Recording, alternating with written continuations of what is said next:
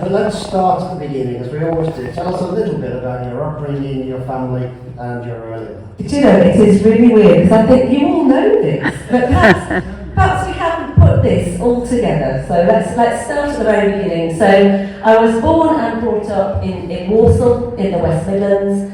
I'm the youngest of 3 children, and I have 2 older brothers, and I spent the first, well, as a family, we spent I spent my first 18 years in Walsall, and in fact, my mum and dad lived there until my dad died, so they were definitely a Midlands family. This matters to me, it won't matter to anybody else, but where in Walsall?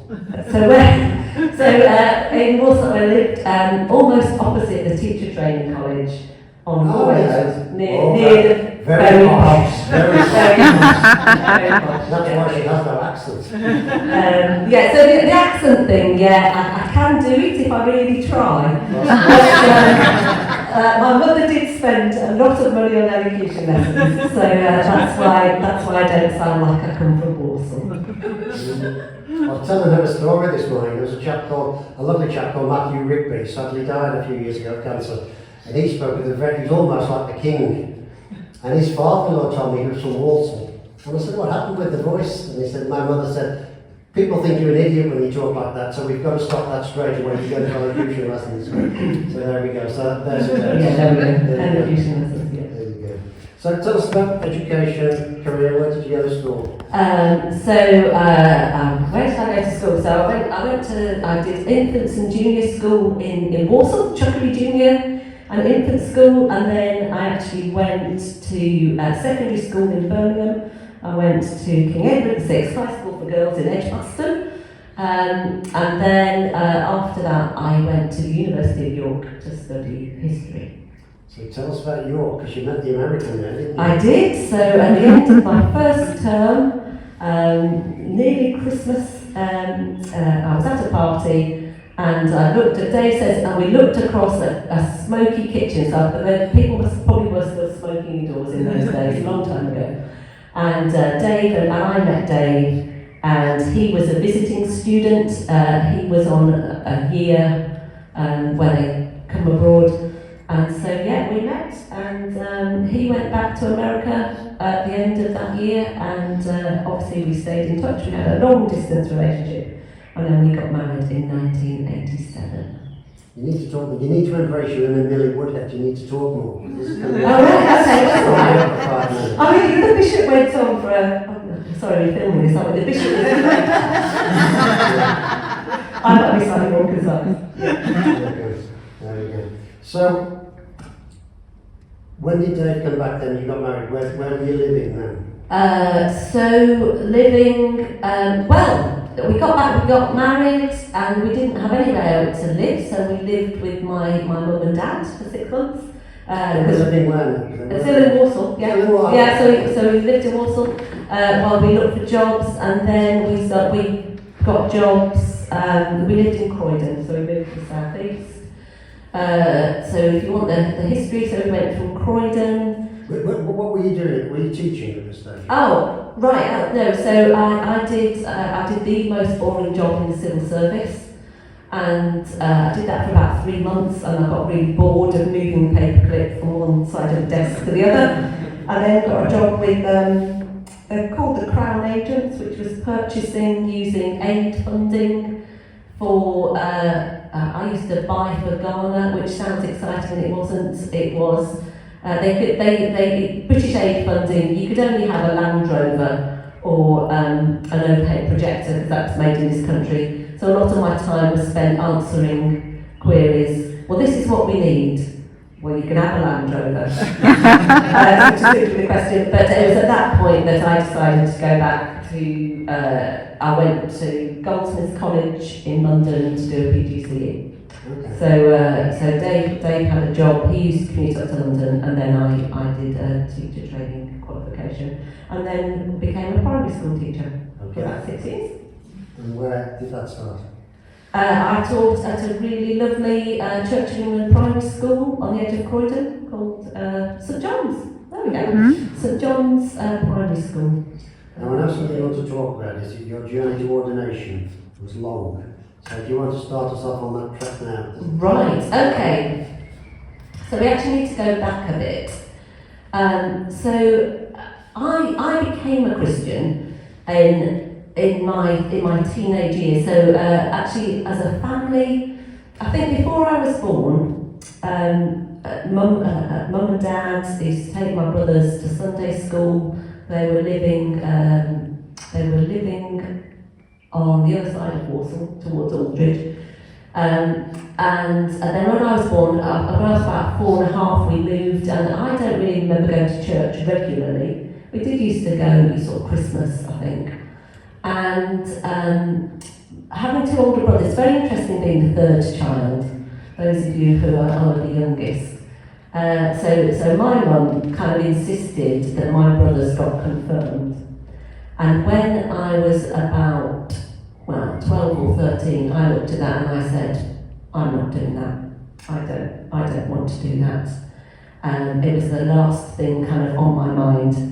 And in fact, I do remember when it came to choosing your options at school, this will make you laugh, I thought, I'm giving up RE because I can't see at any point in my life that I'm ever going to need that. I was a good student, but I hated RE and I hated the teacher, and I just thought, I haven't got time for that. And I think pretty much I've got to a point where I thought, I don't want anything to do with that. I didn't even like being in the room when songs of praise was on. I know that doesn't mean very much, but I really didn't have any time for it at all. And then suddenly, when I got to the sixth form, the school I was at, you could have a fast track confirmation. And I sort of rocked, I thought, well, I'll go and see what that's about. I don't know why, I just thought, I'll go have a look at that. And even as I said, used to there must have been a chaplain. There was a boys' school next door. I do remember it as a boys' school.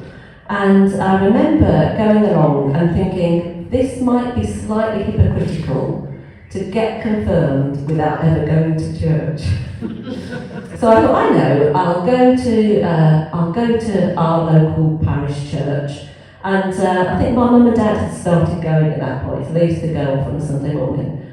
And at that point, I was really captivated by the vicar. He did become bishop. He just died a few weeks ago, actually. A vicar called Roger Sainsbury, who was a superb preacher. And I sat there and I thought, there's something in this. And I thought, I won't get fast track confirmed at school. I'll go to church for a bit, and then decided to get confirmed. And had quite a lot of questions around that. And also alongside that, there wasn't a huge number of young people, but they used to go off this other church in Aldridge, where there was this huge youth fellowship that's not that uncommon at that time. And I used to look at these people thinking, they have something that I want. There is something about this, and I want it. So I used to go along to that, and that was quite fun. So having been confirmed and having gone along to this youth fellowship, I do remember we also had a curate at our church, and him and his wife were just lovely and welcoming, and they used to have a Bible study thing at their house, which I used to go to. And I can't remember where we were going, but I remember going off in all the things you would do now, going off in the car with the curate, safeguarding, it was all it's fine, happy story, it's a very happy story, Julie. And we were going to something in the evening, and I think my question, I was confirmed, I read a lot, understood quite a lot. But it was at a Baptist church, there was this huge cross on the wall. And I remember looking at that cross and thinking, gosh, that cross is empty. And this sort of little train of thought went through my head, and I thought, do you know, if Jesus died and rose again, I wonder where he is now. And it was almost like thinking, oh, he's here. Oh gosh, that sort of eternal, ongoing. Oh, there was a bit. I think the sort of teacher I heard stressed it's the death of Jesus. But actually, for me, it's the resurrection of Jesus. It's the resurrected people, which actually hit home so much. And I see, God had been at work a long time. And this was hugely exciting to me. I was like, yeah, really, this is great. And not long after that, I was in church, and I can't remember what was said, but I do know that it was as though God had sort of put his finger on me and taken my knees out from under me, and it was I want you to follow, I want you to do things for me. And that sense of call, and at this point women weren't ordained, so I thought it might be a missionary call, but actually that was so scary, I kind of did nothing about that for many years. So I went to university, I've been involved in lots of churches. Dave, there was a call to ordination, so we went from Croydon, he was then training at Trinity, and all the way along there was this kind of nagging thing where God had put his finger on me. And every so often I would look at that and go, can't do anything full time. And over the years, I would a couple of times I've met people, I'd go to see spiritual directors, and every so often they'd say, there's a call on your life. And I would go, yeah, I know there is. And they would look at me and go, well, why aren't you doing anything about it? And the whole thought of, oh my goodness, having to do something full time for God was actually quite scary. So it took me a long time. But God uses that, I think the skills that I learned and the things that got me towards ordination. And finally, I started working for this after teaching, so I had a long career break when we had 3 children, got 3 boys. Just going to say where did the boys come from? Yes, so when Dave went to theological college, we went to Bristol, and we went there with a 3-month-old baby. We then, Dave's curacy, we managed to gain 2 more children at that point. So by the time we moved to Macclesfield in 2001, we had sort of 3 little boys with us. And I'd had a break from teaching, became a children and families worker at one of Dave's churches, and then after that did a return to teaching, hated it, and ended up working for the diocese as their family life officer, which was training and events, and it was great. I loved it, absolutely loved it.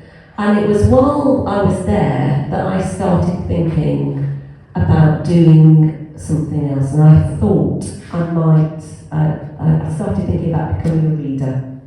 I thought that might be the calling.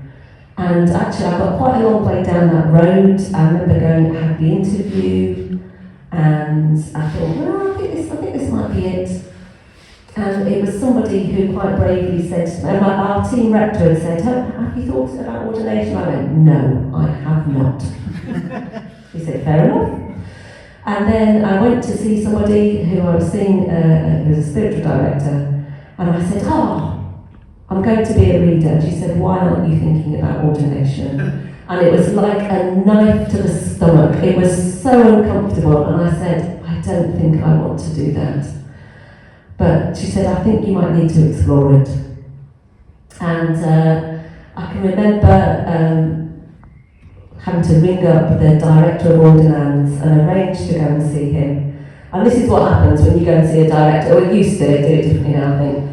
So I turned up for the first meeting, and the first question, not surprisingly, is, well, Ruth, why do you want to get ordained? I don't want to get ordained. Oh. Well, why do you think other people are suggesting that you might want to get ordained? This is something you explore. I said, well, I don't know. I think it must be some very mean joke on God's behalf. So I had a few sessions with him, but this unpacking of the calling, he was absolutely brilliant. It was very Samuel. He was very patient. But he quite quickly got to a point and said, you just have to decide, do you want to take the next step? And he had said to me early on, he said, I can't really work with you until you find some joy in the calling. And I have to say, at first, there wasn't much joy in the calling. But when I got to the point of saying, okay, I'll go to the panel, I'll go and explore it. That was when I discovered, oh, this is the joy. So I had been the most reluctant, not the most reluctant ordinand, but I was quite reluctant. Partly because I knew what being a vicar's about. I knew the cost. I know that it comes to a cost to your family. We'd already got one vicar in the family. I thought that was enough. But I'd have to say, having got there, I did wish I'd done it earlier.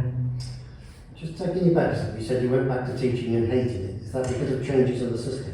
I think both. It wasn't completely it had changed a lot. I mean, I'd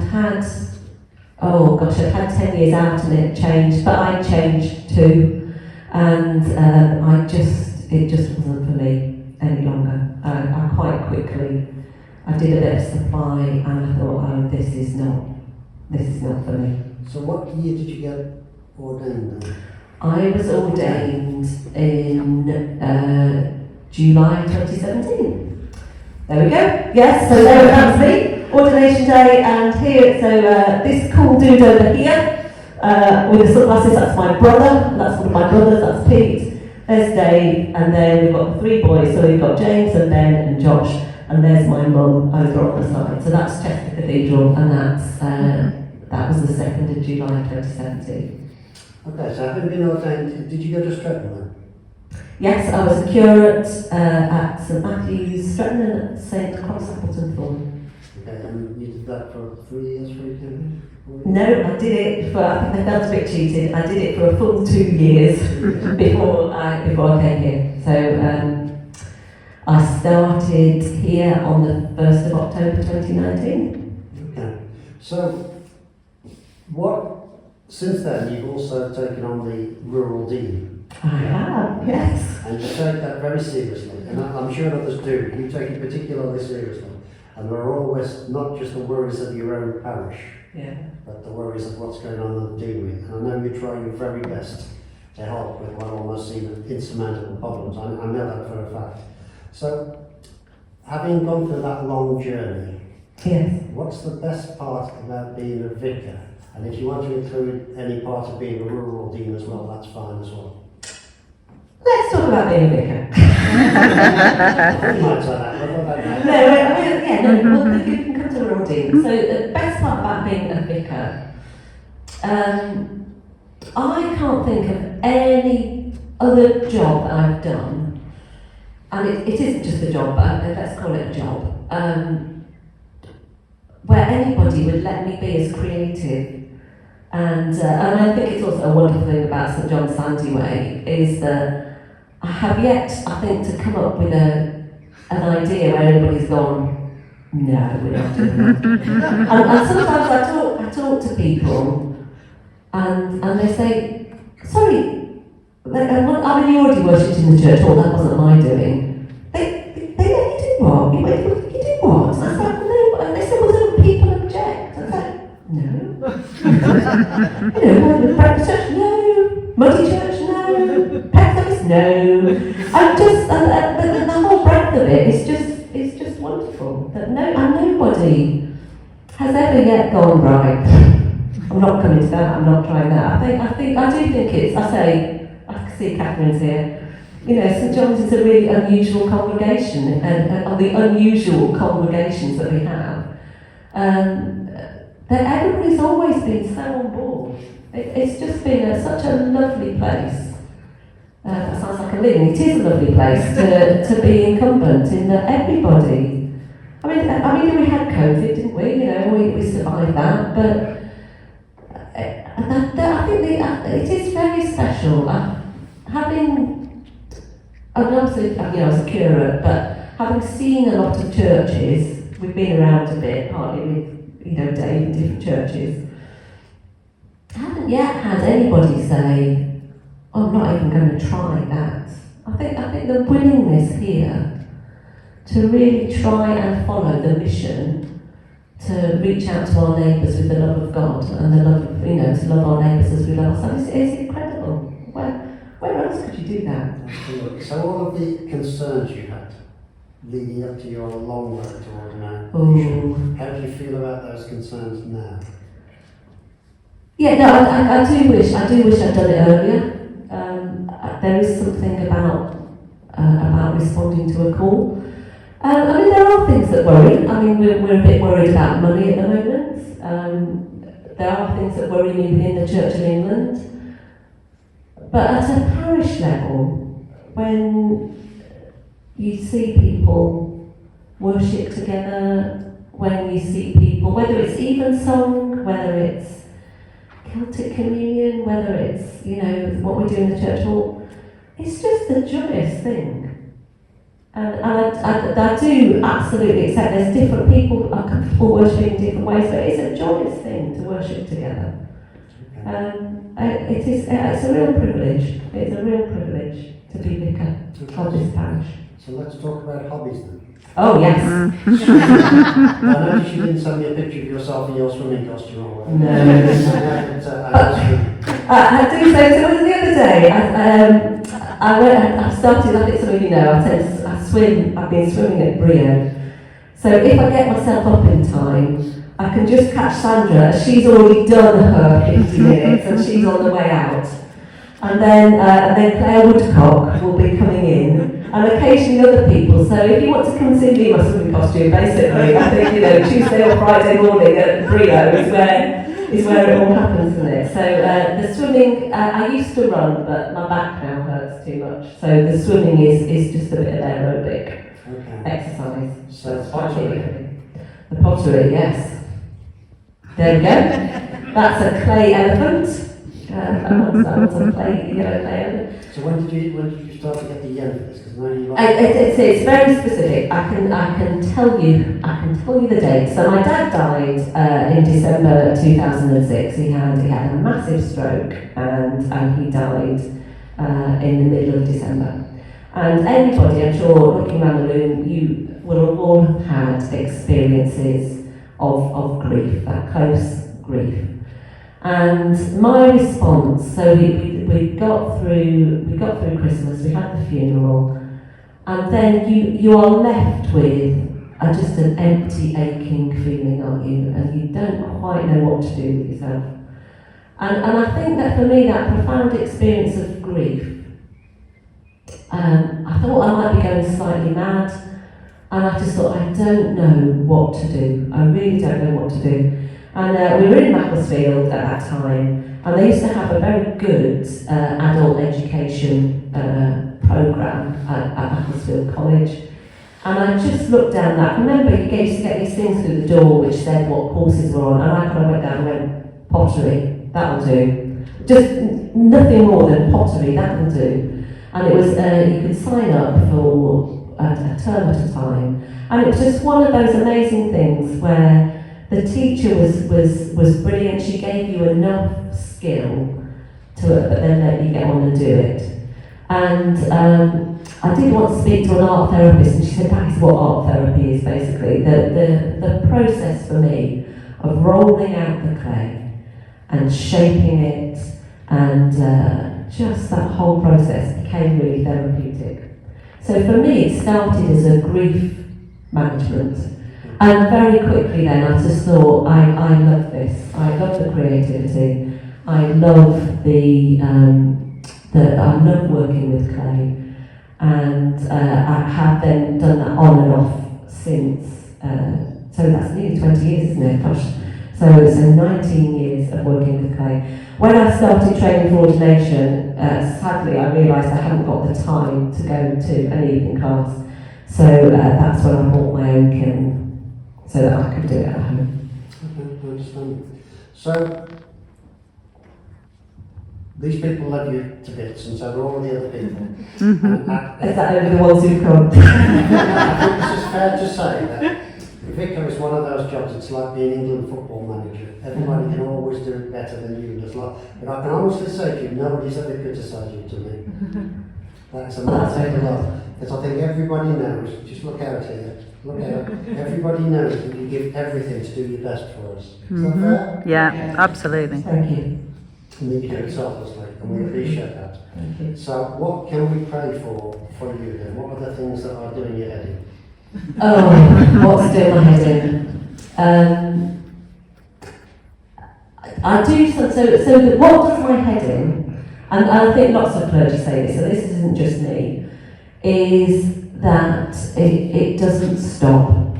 So boundaries is a bit of an issue. So because you live on I'm not the only person who lives on the job, but it can be quite hard to switch off.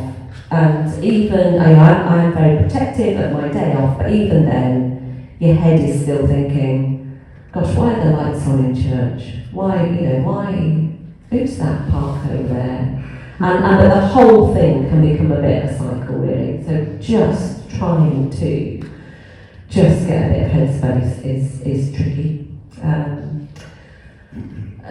The things like money, and I know, we all, lots of vicars worry about money, and you do start to feel gosh, how will we manage the parish share thing?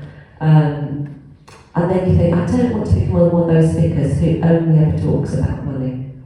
And if we got to that point, I think, why don't we just have a big party and we'll close the doors? But that would, our church has been here, hasn't it, since 1903. It's been a centre of worship within the village, and you just want to see that continue. So that does worry me. But there's things that you can control. You think, actually, I can't control that. So you can only do your bit, can't you? So I try and do my bit. Get not I, but through Christ in me. That's why I put that one in. Get not I. It isn't. I do have this ongoing battle with God. Really, it's like it's your church. Just it isn't my church. It's our church, but it's God's church. So yeah, pray for energy. Pray for the stamina, I think, to keep going and to not lose the passion. I think that's quite sad when. But I know how it happens. When people get to burnout, they can't always come back. We met a couple on holiday, and he retired as a vicar, and because of various retirements and one thing and another, he ended up in a place where he was effectively in charge of something like 30 parishes. And he was just wrecked. He was just completely wrecked. And so it does that. I mean, that does worry me, this idea of the Church of England, that you just put more and more and more parishes together and just stretch things further, and that's a good model. I'm not sure it is. But you can't do it, can you? 30 parishes is just ridiculous. No. Well, listen, that's been a half hour. Most interesting. If there's anything that I haven't asked that you wished I had, you should have told me before. But thank you very much for being able to do that. Most interesting. And thank you for all you do for us. Well, thank you. Thank you.